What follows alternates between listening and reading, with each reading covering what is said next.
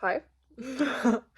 Jeg har tænkt mig at rangere danske butikker i i dagens video. Ja. Ja. Get ready, okay? Ja, jeg kommer til at sådan rangere dem baseret på sådan ret meget bare lidt sådan vibes. Hvordan har jeg det med at gå ind i butikken? Du ved, sådan, når jeg går ind i Kvickly, hvad går der så igennem min hjerne? Hvilke følelser er i min krop? Ikke også? Hvor mærker du følelserne? Ja.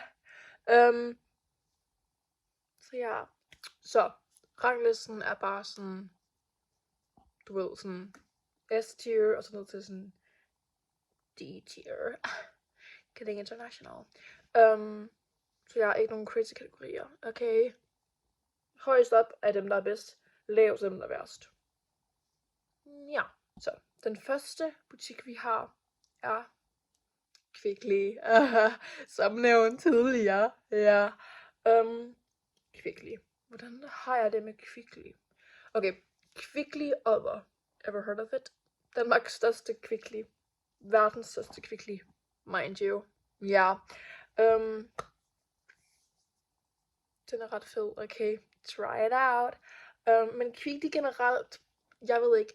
Jeg er generelt sådan større Salling-fan, end jeg er Coop-fan. Jeg ved ikke, der er bare noget. Jeg er ikke så vild med dem. Det må jeg nok erkende. Men jeg vil sige, at Kvickly er sådan fint nok. Så den ryger nok i B. Jeg er ret neutral, egentlig. Men det kommer til Kvickly. Ja. Okay. Og så næste butik er Netto. Netto er sådan min yndlingsbutik sådan i verden. Af alle slags butikker er Netto min yndlings. Jeg føler mig sådan hjemme i Netto. Der er bare noget så smukt ved, at de sådan alle sammen er ens, du ved. Men så er der grøntsager, der er der frugt, ikke også? Så går man videre, så er der lille bake-off, og så ved man godt, nu kommer brødet. Så hvis man går til højre, så kommer der riskiksene.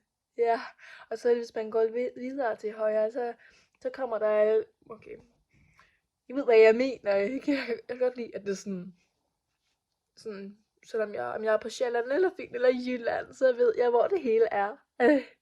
Ikke også? Jeg ved ikke lige, hvad fanden dialekt jeg prøver at lave her. Det er ikke helt med vilje. Men Netto. Fucking min nummer 1 butik. Så den skal obviously op i niveau S. S for super. Ja. Fucking elsker Netto. Nummer 1. Kæmpe fan. Shout out. Sådan, I gør virkelig et godt arbejde derude. Ja. Næste butik, Normal. Ja. En dansk klassiker. Der er noget ved Normal. Jeg kan bare ikke. Jeg er ikke fan. Nej. Sådan, der er virkelig, det er bare uhyggeligt. Sådan, jeg føler bare, det sekund, jeg går ind i Normal, der er sådan, jeg får kvalme, og sådan hele min krop begynder sådan at ryste, og det er bare sådan, som at der er en eller anden sådan ånd, der ligesom sådan kommer ind i min krop. Og det er sådan, hvorfor skal det være en fucking, hvorfor er det sådan en forlystelse? Hvorfor går vi rundt i sådan en fucking spiral, sådan en fucking, hvad hedder det? Whatever. Hvorfor, det er fucking uhyggeligt. Sådan, hvorfor er der sådan en specifik måde, man skal gå rundt? Sådan, det kan jeg virkelig ikke lide, hvorfor det er en spiral. Jeg kan virkelig lide det. Hvorfor skal man sådan gå sådan zigzag? Ej, jeg er ikke fan. Sådan, og det er sådan, det lugter, der er altid sådan 30.000 forskellige parfumer, der lidt bare sådan bliver mixet i luften, og det er bare, man får kvalme, og der er altid noget dårlig musik, der spiller, og der er bare 30.000 12-årige, og det er bare, man føler sig bare automatisk utryg. Okay, jeg er ikke fan. Så den ryger i det, fordi jeg bare sådan, den sætter mærker på min krop, bare ikke på en god måde, du ved. Næste er Lidl. Jeg ved faktisk ikke sådan, i min hjerne er Lidl og Rema 1000 sådan lidt det samme. Ja, og jeg ved ikke, om de sådan er ejet af det samme firma. Jeg ved faktisk ikke, sådan om Lidl og Rema 1000, om de er sådan to helt separate ting, og om de begge to bare sådan er lidt selvstændige, eller om de også er ejet af et eller andet stort. Fordi du ved, Salling, det er en Føtex og Netto og Bilka, og Coop, det er sådan Surbrugsen, Kvickly, Løvbjerg, Fakta, tror jeg, og sådan alt muligt andet. Og sådan dagligbrusen. Men hvad fuck er Rema 1000 og Lidl så? Vent. Vent. The concept. Whatever. Men ja. Lidl. Igen ikke sådan en helt stor fan, men den er ikke lige så slem som normal. Okay, så den er okay. Så den putter jeg i C, fordi sådan, det er fint nok. Jeg føler bare lidt, det er sådan Rema 1000, men lidt værre. Så. Apropos. Vores næste butik, det er Rema 1000. Ja, Rema 1000. Jeg kan ret godt lide Rema 1000. Jeg kan godt lide, at de sådan har deres eget sådan mærke. Du ved. Sådan, jeg drikker lige min Rema 1000 saftevand og spiser mine Rema 1000 chips. Det synes jeg er ret sjovt. Det er bare sådan, good for you. Good for you. Det kan jeg godt lide. Jeg vil igen sige, at Rema 1000, det er lidt sådan uhyggeligt.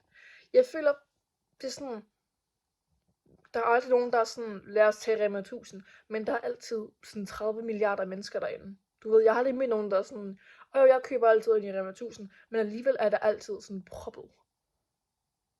Det er ret uhyggeligt, og jeg kan bare ikke sådan lide måden, de sådan sætter butikken op på. Eller det er lidt sådan, det er lidt smule skræmmende. hvis jeg erkender det. Men jeg kan godt lide, at alt er billigt. Så de kommer low-key i A, fordi jeg er ret stor fan, men der er bare sådan noget lidt skræmmende ved dem. Så måske faktisk i B, fordi der er noget skræmmende ved dem. Det er der, ja. Det er sådan et mix af Netto og normal. Du ved, sådan noget virkelig smukt, og så noget helt forfærdeligt. Så. Okay, næste butik. Biltema. Biltema. Biltema. Børn lille, sæt jer ned og lyt efter her, når jeg fortæller jer om Biltema. Okay. Det er sådan den bedste butik i verden. Den er måske faktisk bedre end Netto. Der er ikke noget, der er bedre end Netto. Der er ikke noget, der er bedre end Netto. Men det er virkelig sådan den bedste butik. Det er virkelig bare en god butik. Det er det virkelig bare. Ja. Sådan det er bare sådan, man kan købe alting. Du ved, det er virkelig sådan, okay, hvis man kun kunne købe ting i én butik resten af ens liv, så ville det jo være Biltema. Altså, fordi de har det hele. Okay, de har nødmix. Okay, og de har havestole. De har lavalamper. De har tøj. De har mikrofiberklude. Altså, hvad mere kunne man have brug for? De har hårtøjer. Altså, du ved, men det er bare sådan, man kunne leve for evigt, bare sådan inde i en Biltema. Men helt seriøst, der er noget smukt i Biltema. Jeg elsker Biltema. Jeg elsker Biltema. Det er helt sikkert. Og BS, fordi det er bare en god butik. Altså, det er det bare. Og det er det bare. Næste butik er 3,65 discount. Jeg føler, at det er ikke sådan en ny en. Jeg troede, at Fakta var død, og så havde ændret navn til 3,65 discount. Er det rigtigt? Jeg ved det ikke. Jeg er heller aldrig i Fakta. Så. Men 3,65 discount føler aldrig rigtigt, at jeg er der. Det er lidt bare sådan Netto, men 30 gange værre. Du ved. Ja. Jeg ved ikke helt, hvordan jeg har det med dem. Så de kommer i B, fordi jeg er ret sådan neutral. De ligger lige i midten. Ja. Næste på... Hello. Okay. Okay. Okay.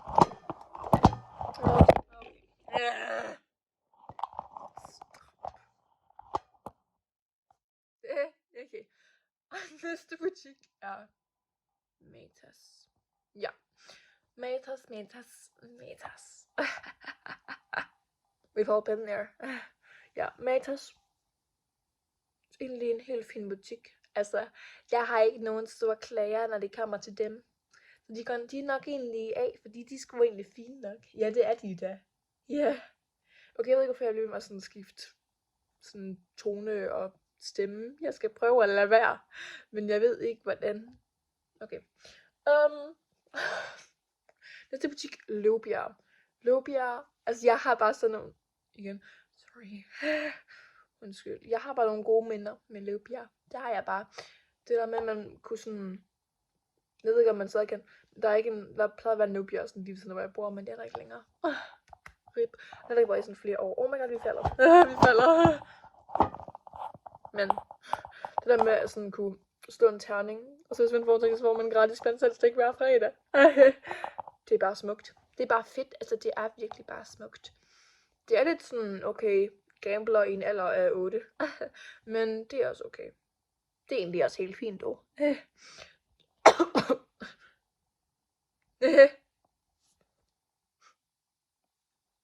Anyway. Så, de ryger sgu i af. Og kun for den grund. Ellers er de lucky bare som surbrusen. Og det er ikke det samme. Pretty much. Apropos, næste butik er Superbrusen. Let's talk about it. Jeg hader Superbrusen. Jeg hader Superbrusen. Jeg hader dem. Jeg kan virkelig lide Superbrusen. Jeg er bare ikke så fan af Coop i sådan generelt, og Superbrusen er bare sådan det værste af Coop sådan samlet en. Det er bare sådan, det er virkelig bare sådan en butik. Du ved, det er sådan, det er et supermarked. Superbrusen et supermarked. Altså sådan, det er meget sådan nothing burger. Og så tænkte jeg sådan virkelig dyre. Så den kommer I se, for det er lidt bare sådan, okay, hvorfor er vi her? Hvorfor er vi her? Hvorfor er vi her? Okay, næste butik, Dagligbrusen. Jeg føler, ej, og så kan I så der, eller hvad? Hallo?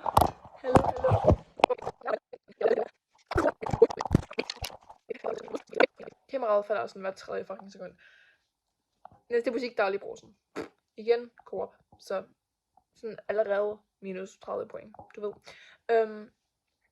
Og Dagligbrusen føler sådan, de eksisterer kun i sådan små landsbyer, hvor de ikke lige havde råd til en netto.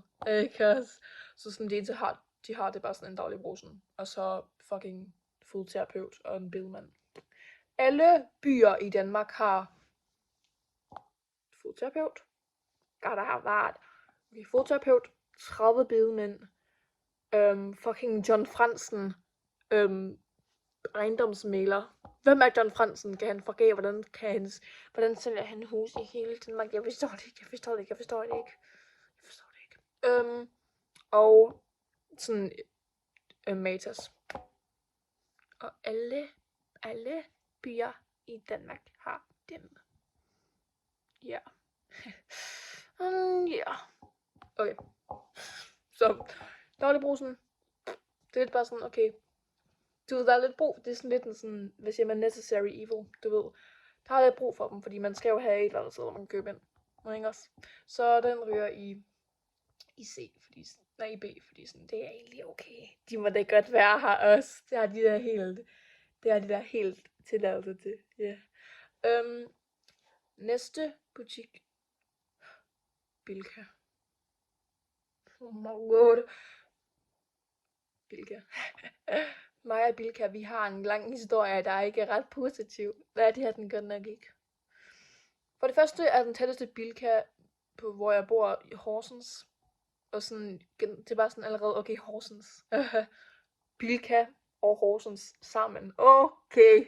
Ja, okay. Du ved, det er bare ikke sådan, det er bare sådan, men jeg ved godt, man siger minus gange minus, det giver plus, men det kan jeg bare ikke se, hvordan det gør i den her sammenhæng. Nej. Så, jeg hader fucking Bilka. Jeg hader den der fucking, hvad er det overhovedet? Er det en ulv? Hvorfor har de en ulv som maskot? Må du Bilka? Lad være. Også deres slogan, jeg er ikke vild med det. Jeg kan ikke lide, at de har stjålet den der, der er magi i luften sang, fordi så er det jo bare det, så man tænker på, hver gang man hører det, så er det bare, oh my god, Bilka. Og så også så fucking Alex Vanopslagh, ja, bare tus, der ligger åben for mit bord. Det var da dejligt. Spil er en god tus. Også bare fucking sjovt, at sådan Alex Vanopslagh har stjålet Bilkas slogan. Sådan har I set en valgplakat, hvor der står sådan fucking, vi kan godt, nej vent. For der sådan, vi kan ikke, og så er det skrevet ud, så vi kan godt. Hvem kan, vi kan? Bilka. Sådan selvfølgelig. Fordi sådan Liberal Alliance er sådan spirituelt Bilka. Sådan der er en sammenhæng der. Og man at Bilka er blå, fordi Bilka er blå, fordi et LA er blå. It's all making sense. Så Bilka er ikke så fan. Hvorfor er den så stor? Det er bare uhyggeligt, jeg kan ikke lide det. Og det er sådan, jeg forstår ikke, fordi Salling har lavet Netto, Føtex og Bilka. Hvordan har de lavet noget så smukt som Netto? Og så noget så forfærdeligt som Bilka, jeg forstår det ikke. Det er virkelig utroligt. Det er som hvis sådan Hitlers forældre også fødte sådan Jesus. Du ved det sådan, de kan ikke have begge ting. Det giver bare ikke mening. Ja. Så. Den ryger idé, okay? Fuck Bilka. Okay, næste. For lige at færdiggøre vores lille selling trip. Føtex. Ja, Føtex. Jeg er egentlig neutral. Nogle gange er det fint nok, nogle gange hader jeg det. Altså sådan, vi falder ikke.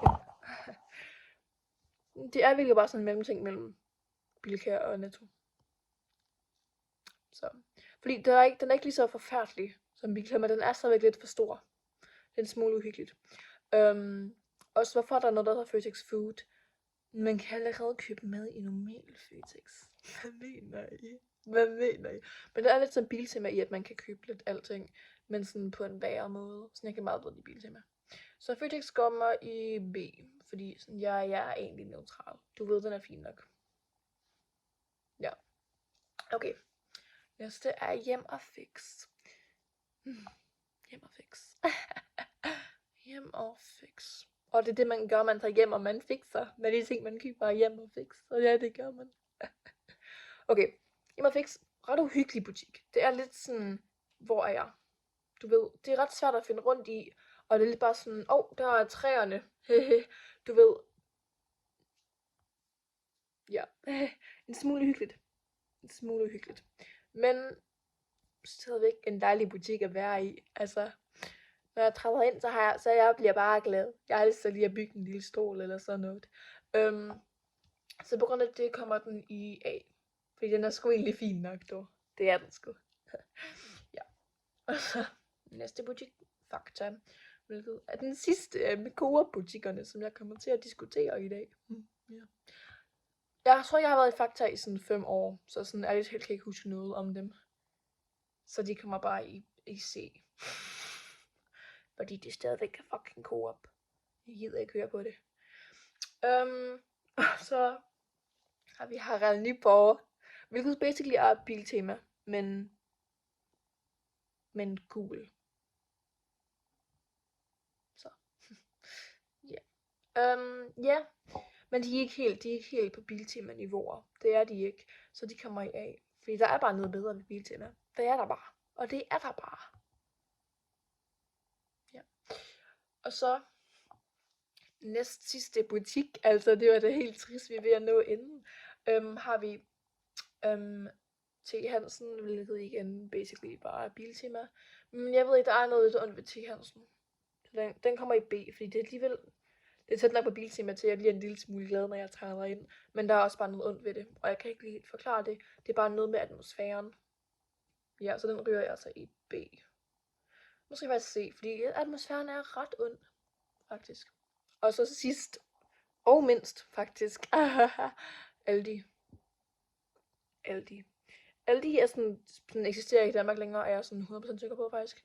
Men jeg kan huske dengang den gjorde. Jeg kan spørge en lille.